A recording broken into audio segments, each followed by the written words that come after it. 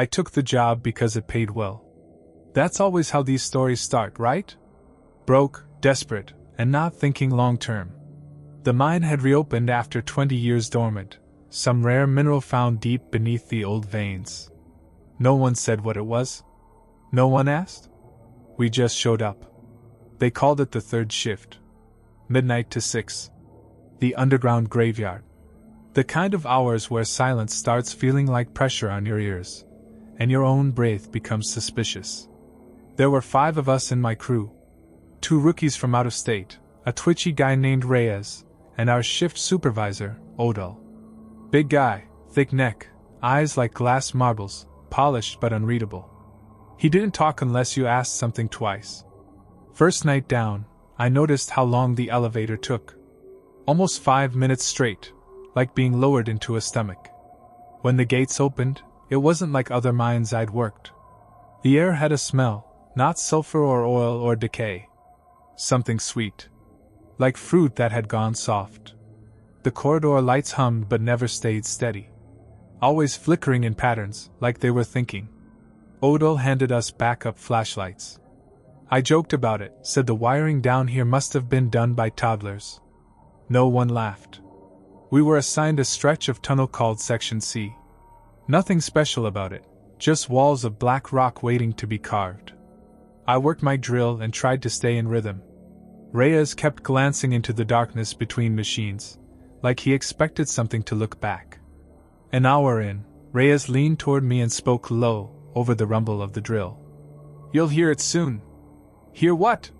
He wiped sweat from his temple, looked behind him once. "The echo. It comes around 3. If it says anything, don't answer." I wanted to laugh, but his tone made my stomach feel tight. "It's just the walls, man." He didn't respond. Just returned to his machine and kept working like the words had exhausted him. Right around 3 I heard it. At first, I thought someone was calling for help, faint, behind the rock. But when I stopped my drill to listen, it stopped too. That's when I realized the whisper was matching me. It wasn't calling for help. It was calling me. Repeating things I had just said. Same tone, same pitch. Only distorted, like a voice remembered through water. Reyes must have noticed me freezing. He stepped close, shouted, "Don't stop! Keep working!" I did. But from that moment on, I couldn't shake the feeling that the mine was listening. That it wanted to learn me. Near the end of the shift, one of the new guys, Marty, volunteered to check a busted floodlight at the far end of the tunnel. He walked off, humming to himself, headlamp bobbing like a firefly in the dark. We waited. 3 minutes passed. Then 5. His light flickered. Then vanished. Reyes was already moving before I could speak. We followed his trail to the last place we saw his lamp. All that remained was his helmet. No blood. No signs of struggle. Just the helmet sitting upright, as if placed carefully. Odell arrived last. He didn't speak. Just stared at the empty tunnel, then at the 3 of us. Finally, he muttered. He answered it. That was all he said. Like that explained everything. We returned to the elevator. The ride up was even slower this time, like something below was dragging us back. When we reached the surface, the foreman asked why we were short a man. Odell said Marty had quit. Just like that, they gave us a replacement the next night. A guy named Tolly. Said he'd worked at a different site in West Virginia, didn't talk much. He didn't ask about Marty.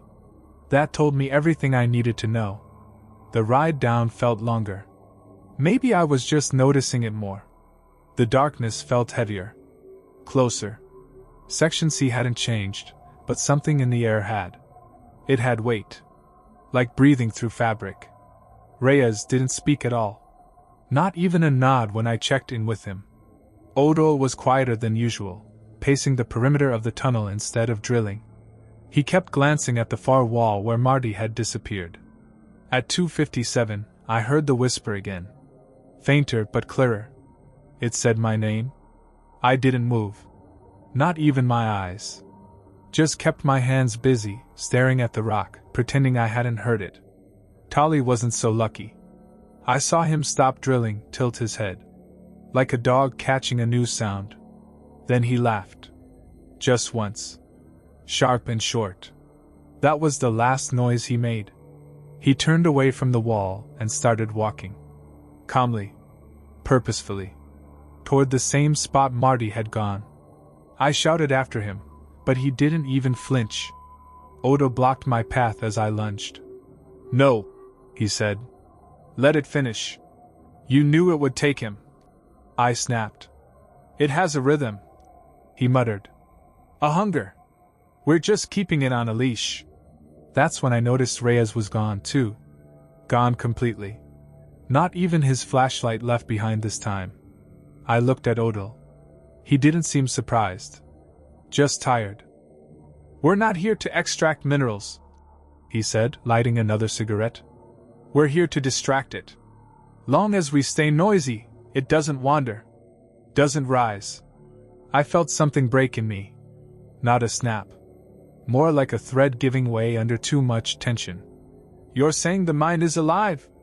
No, he said. I'm saying something's inside it. Has been, longer than you or I have been breathing. You said it needs noise. He nodded. What happens if we stop? The lights flickered as if in answer. Odell checked his watch. Shift's almost over. Keep drilling.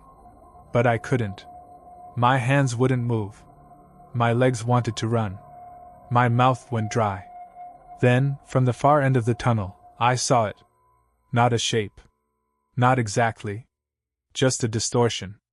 Like air shimmering on hot pavement, but in reverse. Cold and slow and creeping. It glided along the wall, stopping where Tali had vanished. There was no sound. None. Even the drills were silent, though they were still spinning. It approached the wall. And the wall opened. Not crumbled, not cracked. Opened. Like a mouth. Inside was darker than anything I'd ever seen. Not black, absence. And I swear I saw Marty. Just a flicker. Then Reyes. Both standing inside that opening, mouths moving but no words coming. Tali was behind them. Smiling. They looked like they were waiting for something. Or someone. Then the wall closed. Seamless. Silent. The drills roared back to life. Odo put a hand on my shoulder. Shift's over. Back in the locker room, no one spoke. Odo signed us out with blank eyes. My boots left black prints on the floor. I never went back. I moved states. Changed my name. But every night, at exactly 2:57, I wake up. Because something whispers my name. From inside my walls.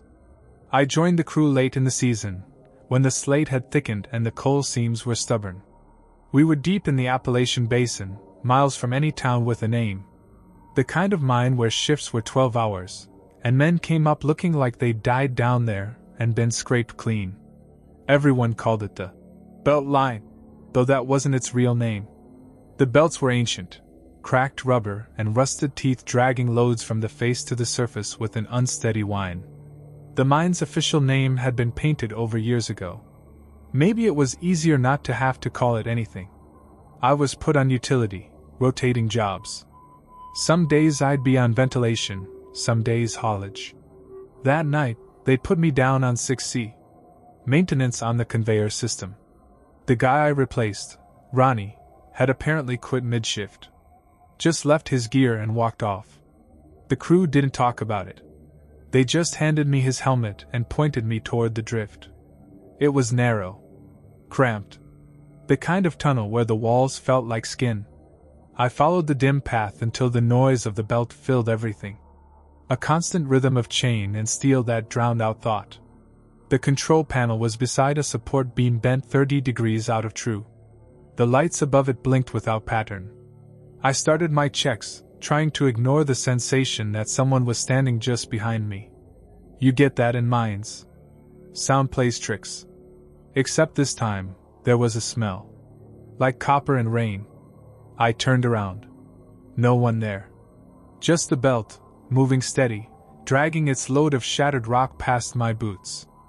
I was about to radio up when I noticed something wedged under one of the rollers. Looked like a boot. I hit the emergency stop. The belt groaned to a halt, and for the first time since entering, the mind fell silent. The kind of silence that hums in your ears because your brain doesn't trust it. I leaned down, pried at the boot. It wasn't empty. It was still attached to something. A leg. Twisted. Pulled taut under the belt. The flesh torn but not fresh. Dried blood and long smears. I followed it with my eyes, and then I saw the rest. A man's body, curled in half where it had been dragged, head crushed between roller and floor. But his eyes were open. And he was looking at me. I stumbled back, radio in hand, pressing the call button so hard I nearly snapped it. But all I got was static. The eyes blinked. Once. I backed away until my helmet struck the wall. Then the body shifted, just slightly, as if the belt still held some invisible motion. And then I heard it. A second set of rollers turning, even though the belt was stopped. I turned my headlamp down the drift. A side tunnel. One I hadn't noticed before. A figure stood just inside it. Not moving. But the shadow around it shifted like water. It was wearing Ronnie's helmet. I knew that because the name was written on the front in black sharpie. He raised one hand. Not a wave. A gesture. Come here. I turned and ran. All the way back up the drift, past empty carts and rusting chains, until I hit daylight. The foreman didn't believe me. Said no one had worked 6C since the last cave-in. Said Ronnie had been transferred weeks ago. Said there was no belt in that drift anymore. But I still had his helmet in my hands. They didn't fire me, but I never got reassigned. Instead, they left me off the schedule. No explanation. Just quiet. It was like I'd become a loose thread they didn't want to tug. I stayed in the company lodging for another week, trying to decide if I should report what I saw. But who would I report it to? There wasn't even a paper trail on Ronnie. No record of him on the roster, no pay stubs. The other guys clammed up if I asked. Their silence wasn't denial. It was fear. That's how I knew it had happened before. On my last night there, I walked to the edge of the site after dark. I wanted to look down the shaft one last time.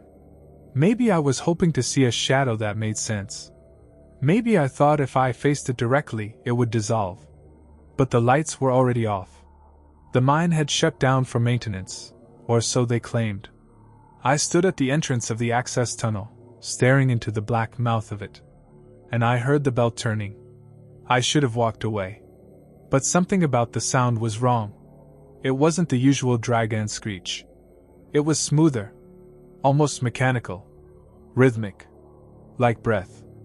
And then, I heard a voice. Barely audible. Just above the noise of the belt. A man whispering. Not words. Just effort. Like someone struggling to pull themselves forward. I stepped inside. No headlamp. Just the ambient glow from a cracked floodlight above the old elevator shaft. Dust swirled in it like smoke. I followed the sound down into 6C. The path was narrower than I remembered. Lower. I had to crouch after 30 feet. My back brushed against hanging wires like spider legs. At the edge of the collapsed section, I stopped. The belt was moving. I know what I saw. The conveyor belt that was supposed to be broken was running. And lying on it was the same man I saw before. Still twisted, still broken, but crawling now. His arms didn't move. His legs didn't kick. But his body inched forward along the belt like something was hauling him from inside his own skin. I watched, frozen, as he passed under a cracked beam. A piece of rebar jutted from the ceiling above. He didn't flinch as it punched through his shoulder, pinning him briefly to the belt before ripping out as he was dragged forward. No blood. Just a long, wet sound. Then I saw his face. Ronnie. Or what was left of him. Mouth wide open. No sound. But his tongue moved slowly, like he was trying to say something over and over. I leaned closer. And finally I heard it. Help me, stay. Stay? Not. Help me leave. Help him stay. I backed up. Slipped in the dust. When I looked up, he was gone. The belt was empty. But I heard footsteps behind me. I turned, and saw the figure from before. Still in the tunnel. Still shadowed. Except now, it wasn't just wearing Ronnie's helmet. It was wearing mine. It raised a finger to its lips. Shh. I ran. The tunnel pulsed with that same rhythm all the way back. Like the mine itself was breathing. Like it had swallowed something and wasn't done digesting it. I quit the next morning. Drove west and didn't stop. But now, every time I close my eyes, I dream of a conveyor belt stretching forever in the dark. And something dragging itself slowly down it, whispering my name. Asking me to help it stay. Before the cave-in, it was just another shift.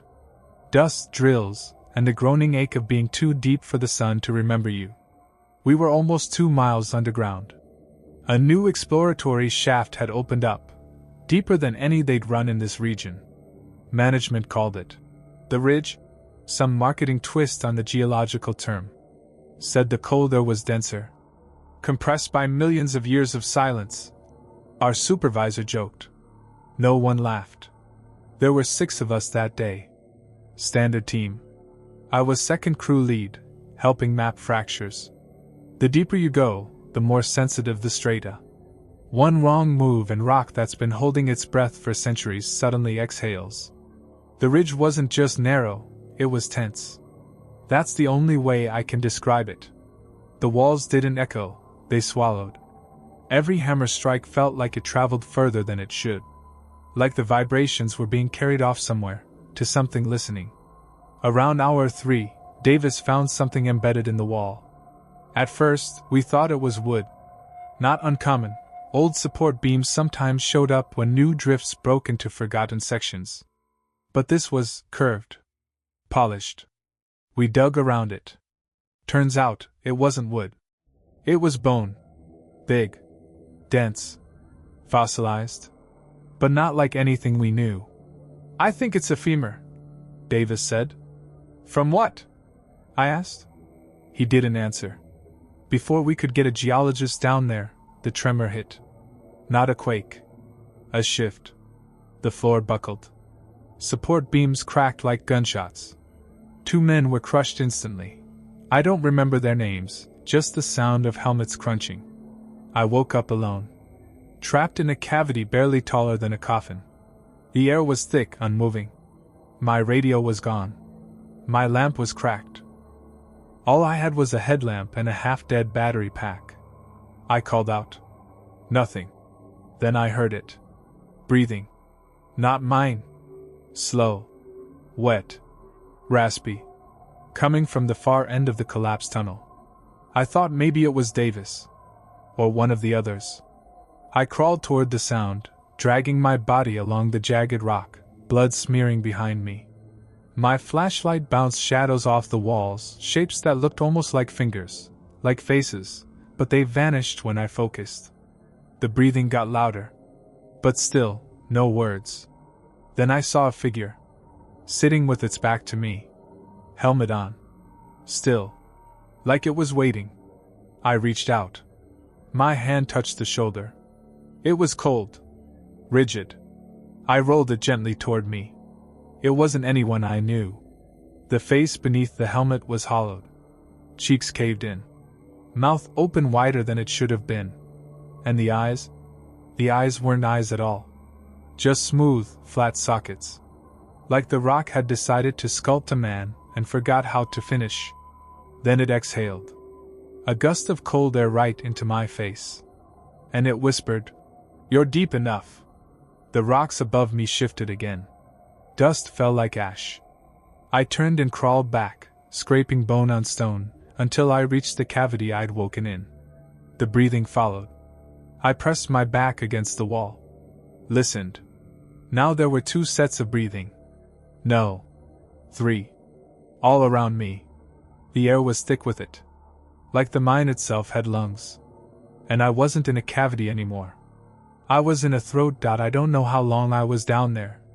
Time doesn't work right when everything above you is stone. I must have passed out. When I woke, my lamp was off. Dead. Everything was black, not darkness, but total erasure. My eyes open or closed made no difference. And still, I heard the breathing. It had changed. Now it came in bursts, each one followed by a soft scraping, like something crawling on its elbows. I pressed myself against the wall, trying not to make a sound, trying to remember who I was. A click. Directly beside my ear. I flinched, whispering, "Who's there?" The answer wasn't a voice. It was a laugh. Low and dry, like someone had forgotten how to enjoy it. Then words. Still soft. I tried to crawl. Every inch felt like miles. My ribs screamed. Something shifted in the dark behind me. Too soft. Not ready. Not like the others. I don't remember screaming, but I must have, because the next thing I heard was static.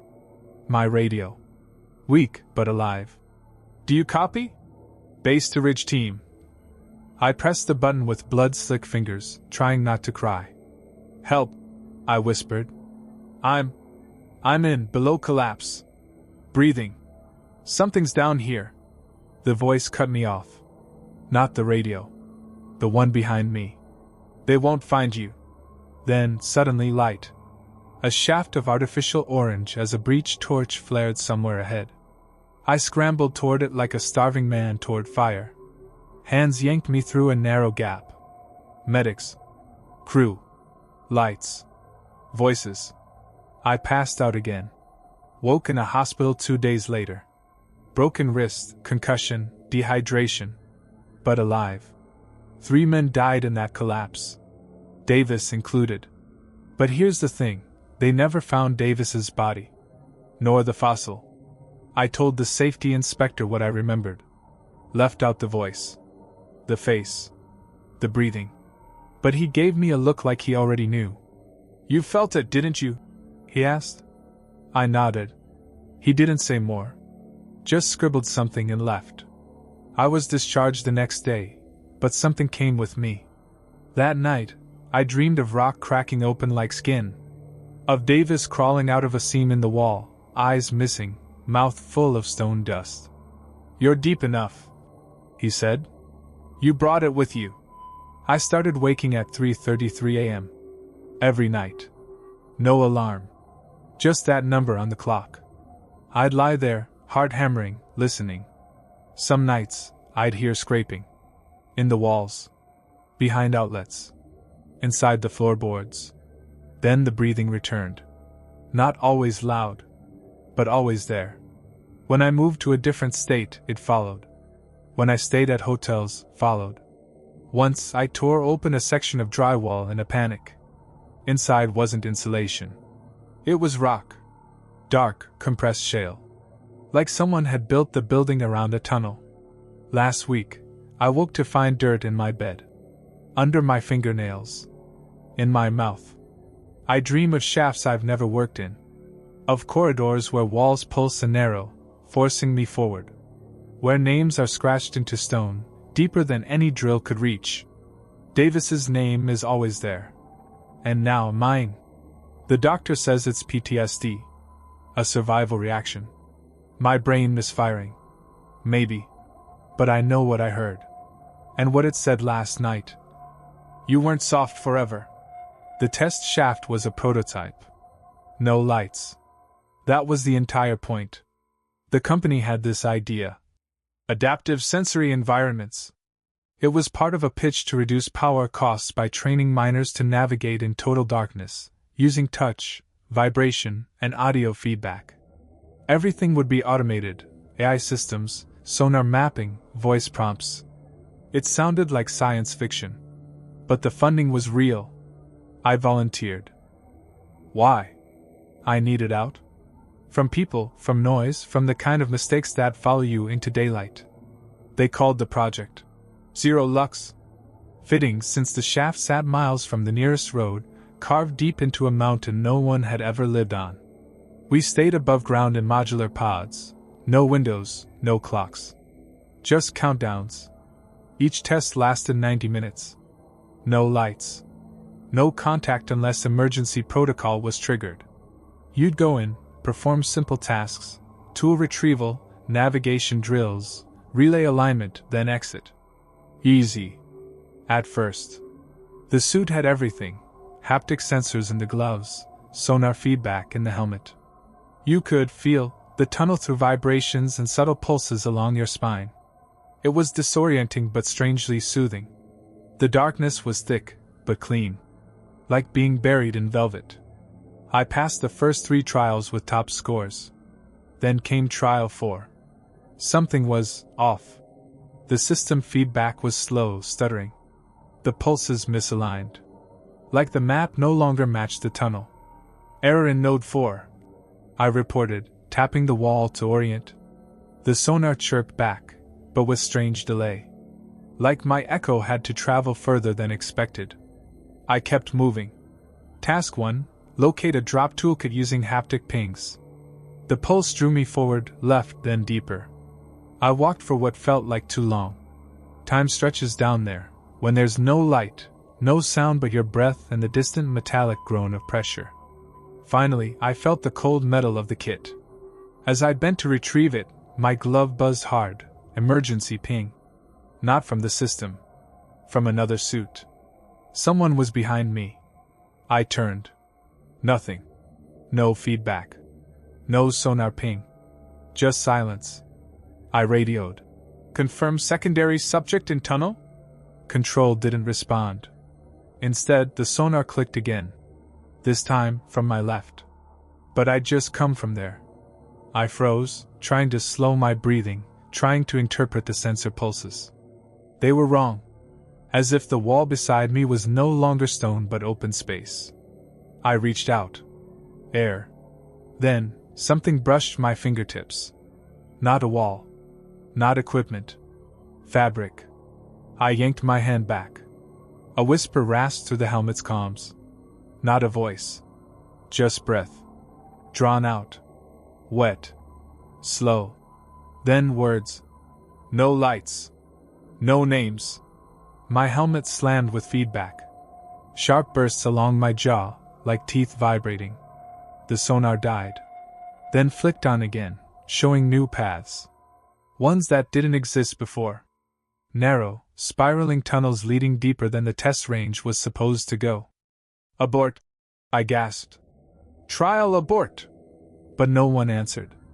I turned to run, but now the floor was soft beneath my boots. Not soil. Something with give. Like rubber. Or flesh. My legs moved but the tunnel didn't end. I ran blind, guided only by the ragged sound of breath growing closer behind me. And then I heard the whisper again. This time, from inside my helmet.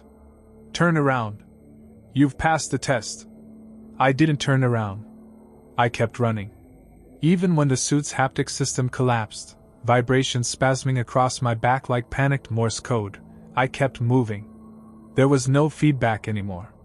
No sonar pings. Nothing to guide me but instinct and terror. Eventually, I slammed into a wall. Hard. Cracked my helmet visor. Blood filled my mouth from somewhere, lip, tongue, maybe teeth. I don't know. I was sobbing. Not from pain. From the simple, absolute fact that I had no idea where I was anymore. The suit was built for 90-minute missions. I'd already been in over 2 hours. Still no rescue. The protocol required immediate retrieval after silence. So why hadn't they come? Unless I wasn't in the shaft anymore. Unless whatever path I'd taken when I followed the sonar pulses wasn't part of the facility. Wasn't man-made. I laid still, pressed flat against the wall, trying not to breathe. Trying to listen. The suit's internal clock had stopped updating. My heart felt slow, like the pressure of the mountain was thickening the blood in my veins. Then, very faintly, I heard something impossible. A scream. From above me. It was mine. Not in my head. Not remembered. It was playing. A perfect replica, the same panic I'd let out earlier in the tunnel, echoing back now with precision. Recorded. Then another scream followed it. Not mine. Another voice. Higher. Shaky. Someone else who'd been down here. Then another. And another. A chorus of terror, each one repeating on a loop. They weren't echoes. They were samples. Collected. I crawled forward, hand over hand. The floor beneath me changed texture. Gone was the gravel and cold steel. This surface was irregular. Wrinkled. Like dried leather stretched too thin. My palm pressed into a groove. A handprint. Human-sized. But too deep. As if someone had been absorbed by the ground itself. Suddenly, a vibration shook through me. Not from the suit. From the wall. I scrambled up to feel it, and as I did, my fingers brushed across hundreds of tiny indentations. Names. Carved into the stone. Not etched. Pressed. Like bone had written them. I found mine. Fresh. Still warm. Then the voice returned. Clearer this time. Closer. No light. No names. No return. My head jerked to the side, and that's when I realized. The whisper wasn't through the helmet anymore. It was inside the helmet. I ripped it off. Total blackness. But I could feel breath on my cheek. Hot. Slow. And beneath that, something cold resting gently against the top of my scalp. A hand. Then another. And another. They were feeling my face. Exploring it. Learning. Just like the sensors in my suit. That's when I understood. This whole experiment, Zero Lux, it wasn't about teaching miners to work in the dark. It was about teaching something else to navigate us. I screamed. The hands didn't recoil. They closed. Softly. Tenderly. Like putting away a tool. The next thing I remember is waking up on the surface. Naked. Mouth packed with gauze. Hearing shot. I'd been gone 6 hours. They told me I suffered a panic attack and fled the test shaft early. That the suit was found miles off course. That my vitals were stable. They wouldn't say more. I asked about the others. The voices I heard. They told me there were no others. I know that's a lie. Because last week, in the middle of the night, my doorbell rang. No one was there. Just a helmet. Mine. Still sealed. Still whispering. Station 9 wasn't on any official chart. That's what the foreman told me when he handed over the clipboard. No smirk. No warning. Just coordinates and a directive. Check the integrity markers. Then get out.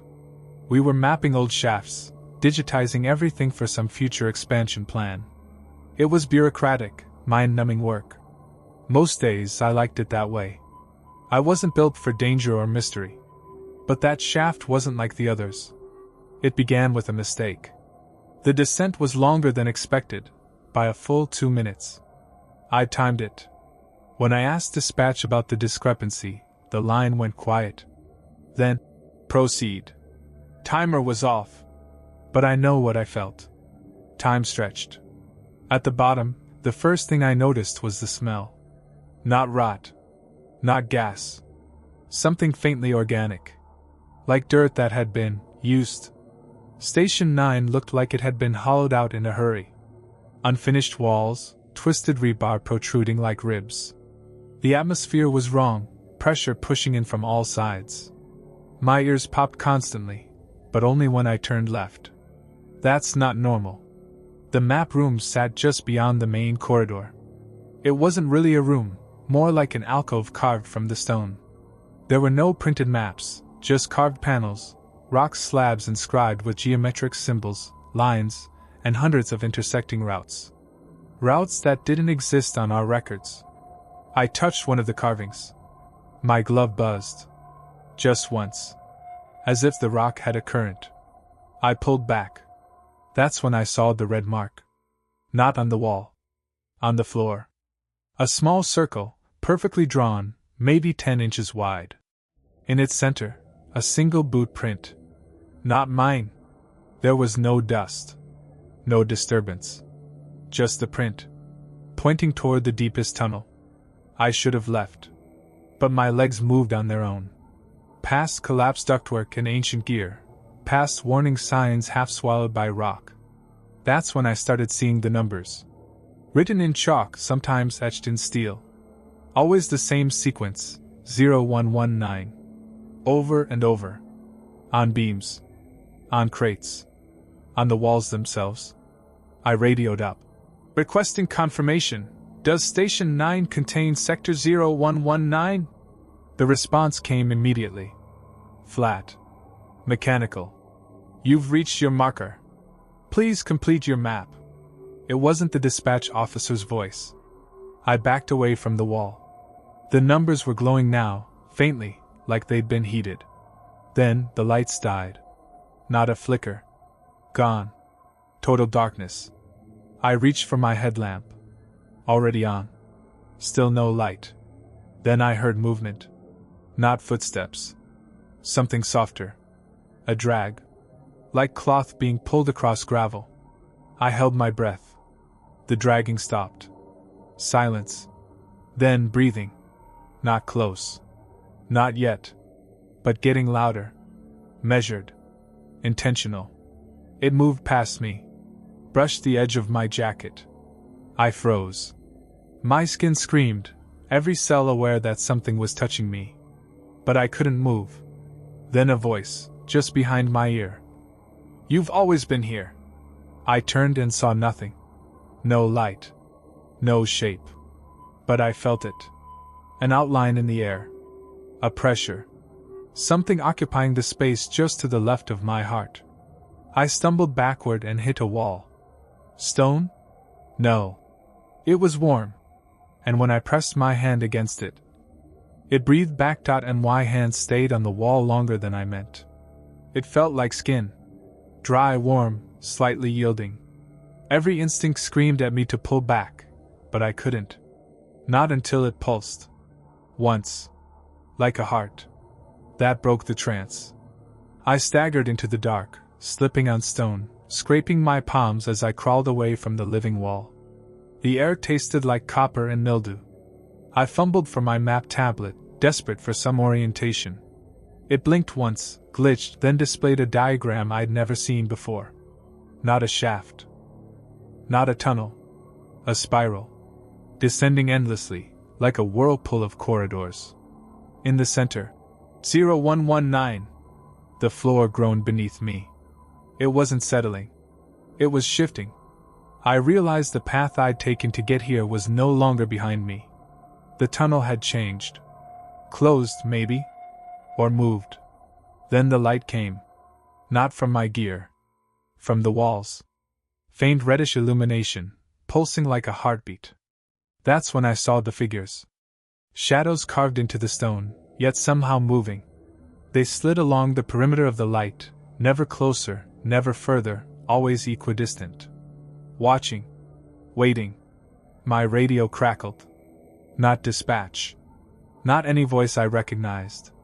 Just a slow, rhythmic whisper. Complete the map. Complete the map. Complete the... I crushed the transmitter underfoot. Didn't matter. The voice kept going. Now from inside my helmet. I tore it off and hurled it into the dark. Still heard the whisper.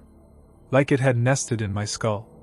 I stumbled through a narrowing passage, floor sloping downward, until the air grew thin. Every breath scraped my lungs. Then I saw the chamber. A vast open space, impossibly wide for the depth we'd reached. Lit only by the same dull pulse. In the center, a shape. Not a structure. A person. Kneeling. Motionless. Facing the far wall. I approached, my steps echoing too long, too slow. Like time itself had slowed. I stopped a few feet away. They were wearing a miner's suit. Same make as mine. Same company patch. But older, frayed, dust-worn. I reached forward, touched the shoulder. The figure collapsed into itself. No bones. No mass. Just fabric. And inside, paper. Pages. Folded. Packed tight. I pulled one out. It was a map.